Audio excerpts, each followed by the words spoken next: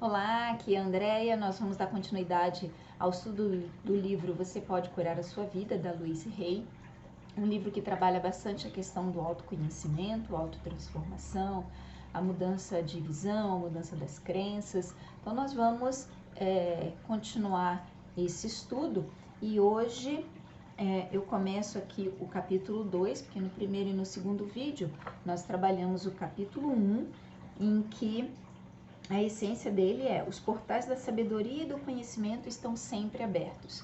Então, no primeiro e no segundo vídeo, os comentários e os textos desse livro versaram sobre a questão do quanto a gente cria a nossa realidade. De tudo aquilo que a gente traz na nossa vida, da nossa infância, todas as crenças, elas estão moldando o nosso dia a dia. Então, tem coisas que às vezes a gente quer mudar, quer mudar um hábito e não consegue, porque aquilo ali é muito forte ainda na gente. Então, para você mudar um hábito, você tem que trabalhar em um novo hábito pelo menos 21 dias, tá? Pelo menos. Nesse capítulo 2 aqui, o título é: qual é o problema? É seguro olhar para dentro. Então vamos ver aqui o que nos traz a leitura e quais os insights que nós podemos ter com isso aqui. Aqui ela começa o capítulo falando de algumas crenças, algumas repetições que as pessoas fazem. Por exemplo, meu corpo não funciona, meus relacionamentos não funcionam, minhas finanças não funcionam, minha vida não funciona. Então, são alguns pensamentos que algumas pessoas têm em relação a si mesmo, que se tornam assim um hábito repeti-los, tá? Aquilo tá tão enraizado, tá tão assim incrustado na pessoa, que ela vai levando a vida, acreditando nesse processo aqui, e as ações que tomam são baseadas naquilo que acredita, tá? Daí ela faz um questionamento, conta a seguinte questão: sempre que pergunto a um novo cliente o que está acontecendo em sua vida, geralmente ouço uma das respostas acima, aquelas que eu já falei, ou talvez várias delas. A pessoa pensa realmente que sabe qual é o problema, todavia eu sei que essas queixas não passam de efeitos exteriores, de padrões de pensamento internos. Sobre eles existe um padrão mais profundo, mais fundamental, que é a base de todos os seus efeitos externos. Então a gente muitas vezes pensa que o problema é aquilo que está aparecendo, eu estou muito ansioso, eu estou muito ansiosa, estou com uma tristeza profunda, mas atrás disso daí tem muito mais coisa. Presto atenção às palavras que as pessoas usam como quando respondem a algumas perguntas básicas como: o que está acontecendo em sua vida? Como anda a sua saúde? Como você ganha vida? Gosta do seu trabalho? Como andam suas finanças? Dentre outras.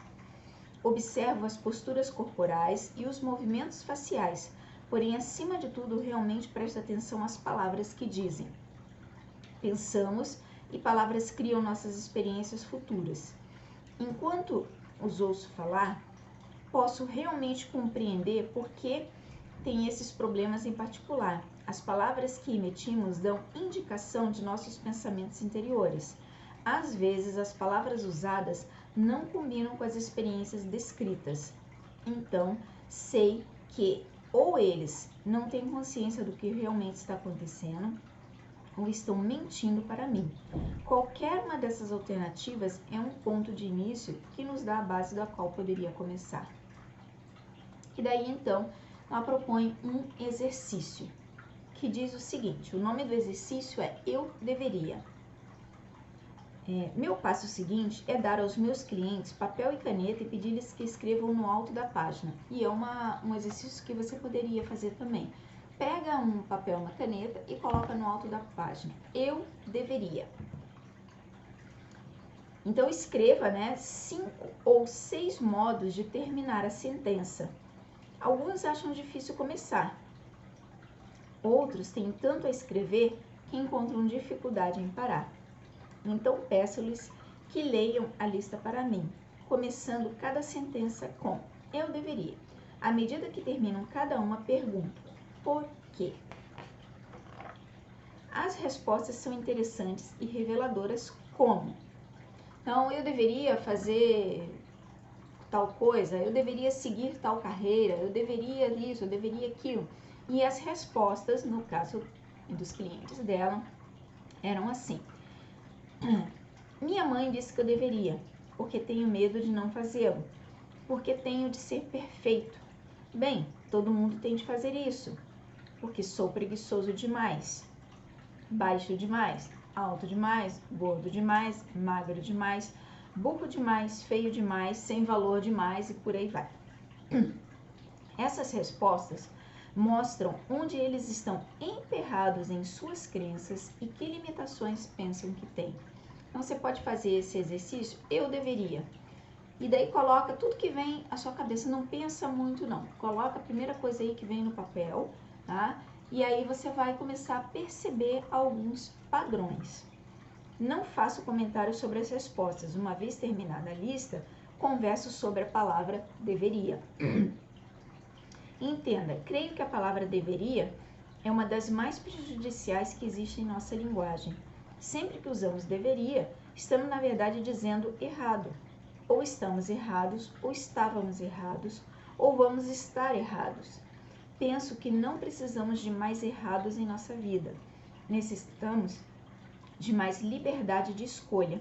Eu gostaria de pegar a palavra deveria e retirá-la no nosso vocabulário para sempre. Então, eu a substituiria pela palavra posso. Posso nos dá escolha e jamais estamos errados. Depois dessa conversa, eu peço aos clientes para relerem a lista, só que dessa vez começando cada sentença com se eu quisesse de verdade, poderia. O que lança uma luz inteiramente nova sobre o assunto. Então, é uma questão de a gente tentar, porque se a gente repete demais, né? Se a pessoa repete demais, eu deveria isso, eu deveria aquilo, eu deveria, é um condicionamento, certo? Então, você está preso a uma determinada crença, a um determinado padrão. Daí você muda a perspectiva. Se eu quisesse de verdade, poderia.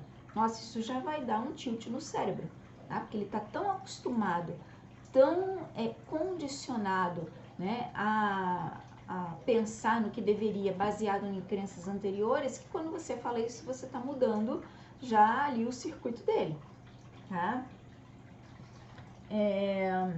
À medida que eles vão terminando cada sentença, pergunto delicadamente, e por que você não fez isso? Aí as respostas são bem diferentes, porque não quero, tenho medo, não sei como, porque não sou bom o bastante e por aí vai.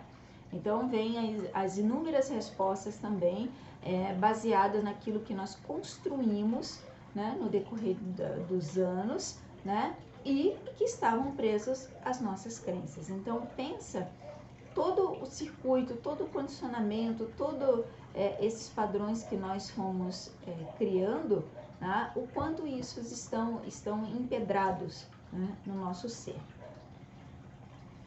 Muitas vezes descubro que eles estiveram se repreendendo por anos a fio por algo que, para começar, jamais quiseram fazer, ou então que estiveram se criticando por não fazer alguma coisa quando nunca tiveram a ideia de começar. Muitas vezes trata-se de algo que alguém disse que eles deveriam fazer. Quando tomam consciência disso, podem tirar a coisa da lista deveria. E que grande alívio!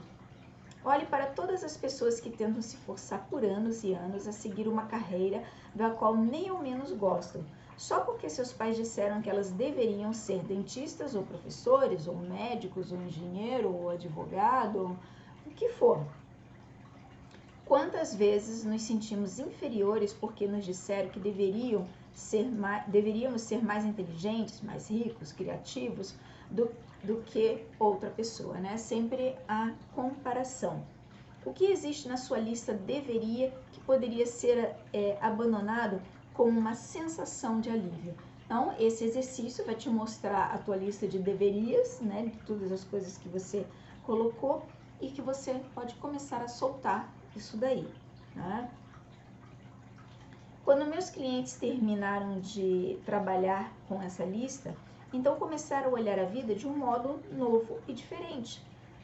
Notam que muitas coisas que achavam que deveriam fazer são coisas que jamais quiseram fazer e só estavam tentando agradar outras pessoas.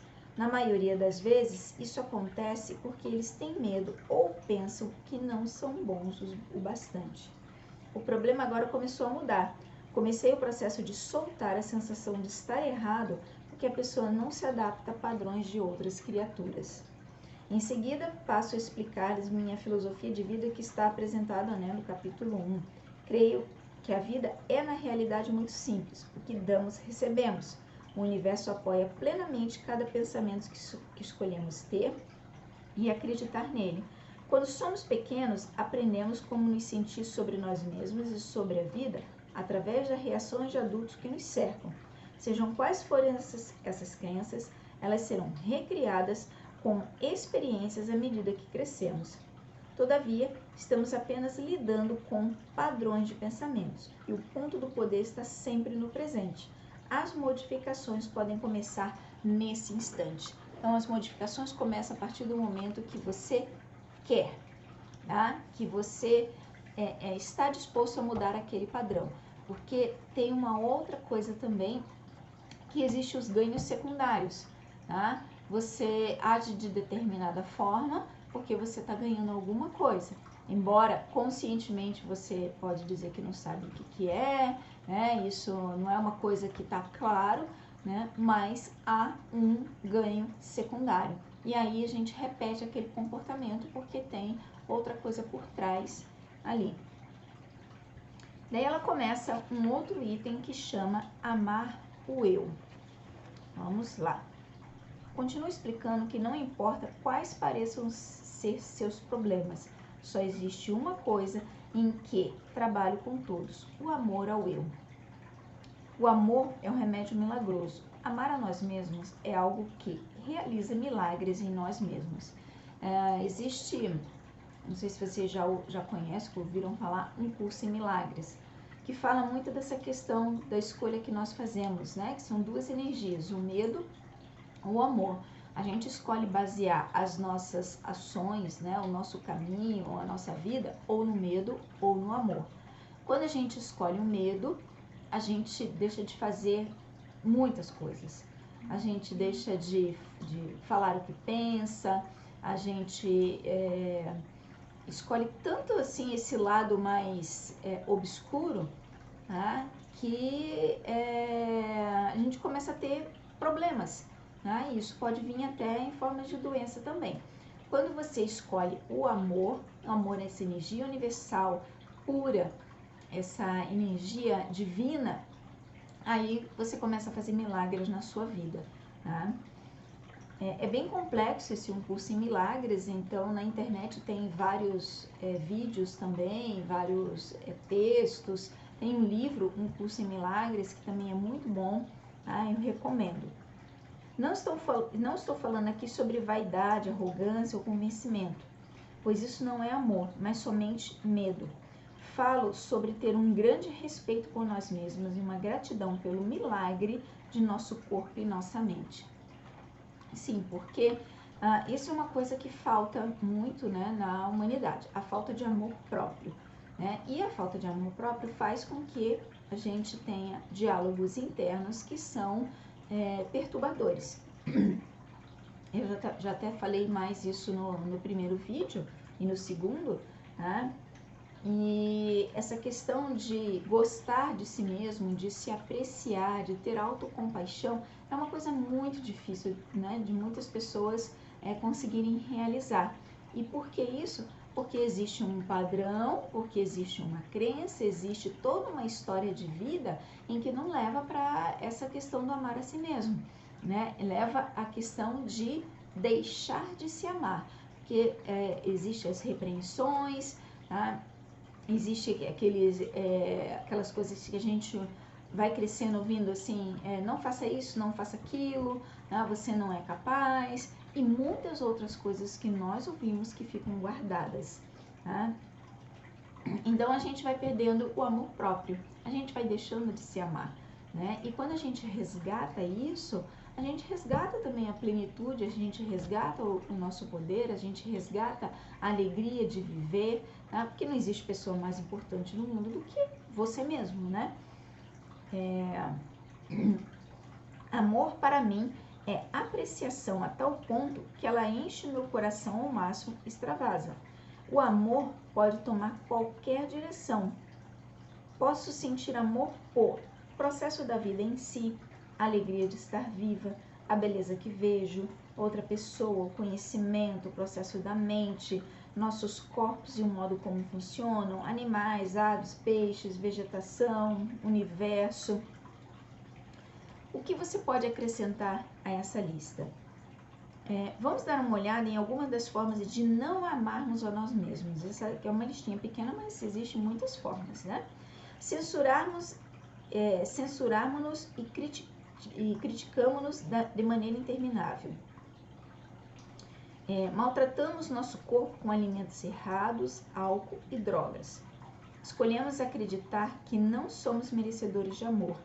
Temos medo de cobrar um preço razoável pelos nossos serviços. Criamos doenças e dor em nosso corpo. Adiamos fazer coisas que nos beneficiariam. Vivemos no caos e na desordem. Criamos dívidas e fardos. Atraímos amantes e parceiros que nos diminuem. E a lista é infinita. Conforme você tem esse padrão de energia, que eu também já falei sobre isso, o seu sistema de ativação reticular vai estar só enxergando isso. E aí, energeticamente, você vibrando, né, nesse tipo de energia aqui, o que você vai ter perto de você? Pessoas, situações, coisas que estão vibrando nessa mesma frequência aqui, tá? Então, às vezes as pessoas reclamam, mas elas não param para pensar no que elas estão fazendo para ter tal situação e não acreditam que aquela situação é criada por ela mesma. Quais são algumas das suas próprias formas, né, de desamor? Se de alguma maneira negamos nosso bem, trata-se de um ato de não nos amar. Lembro-me de uma cliente que usava óculos. Um dia desprendemos um velho medo da infância. No dia seguinte, ao acordar, ela achou que as lentes de contato a estavam incomodando demais. Tirou-as, olhou à sua volta e descobriu que sua vida estava perfeita. Todavia, minha cliente passou o dia inteiro dizendo: não acredito, não acredito. No dia seguinte, voltou a usar lentes. A mente, que ela coloca aqui, mente subconsciente, que é um termo também muito usado, não tem senso de humor, não conseguiu acreditar que havia criado a visão perfeita. A falta de autovalorização é uma outra expressão do não amar a nós mesmos.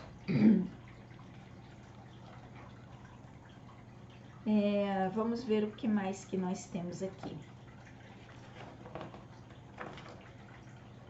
Tá, aí tem um exercício aqui que ela propõe muito interessante, que é o exercício do espelho.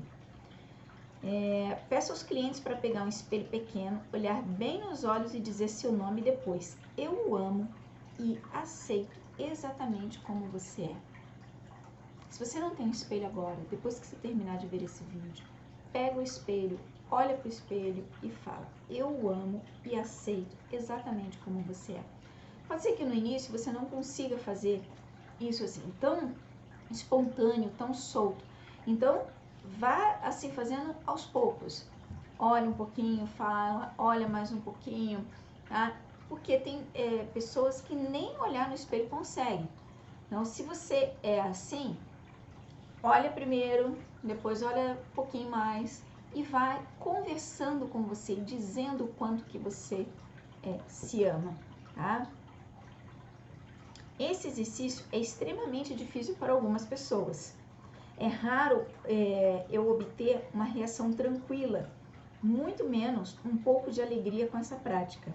Alguns choram ou ficam com olhos marejados. Outros se enfurecem, outros ainda menosprezam suas feições ou qualidades. Uns pouco afirmam que não conseguem. Cheguei a ver um homem atirar o espelho para longe e querer fugir. Precisei trabalhar meses seguidos com esse cliente até ele poder começar a relacionar-se consigo mesmo no espelho.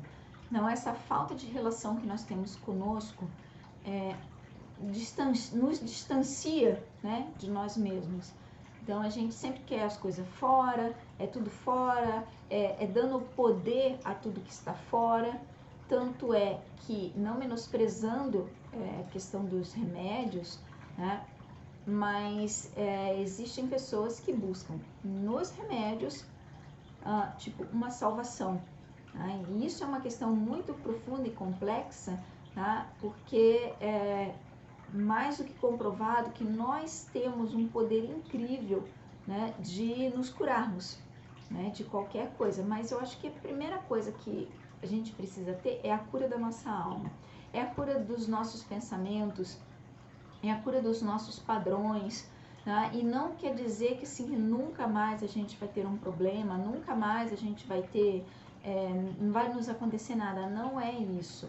É que quando você fortalece esse mesmo sua autoestima, quando você fortalece o seu eu, você sabe lidar melhor com as situações que aparecem, tá? E aí, aos poucos, você vai criando essa força interna, né, e vendo que você vai ter muito mais clareza para entender alguns processos, para lidar com alguns processos e para resolver também algumas coisas, né? Mas se você está tanto num padrão negativo, né, digamos assim, num padrão que te deixa acuado, você não vai conseguir dar um passo a mais. Tá? No meu trabalho, esse exercício me mostra muito. Em menos de uma hora, sou capaz de atingir o âmago da questão sobre o problema externo.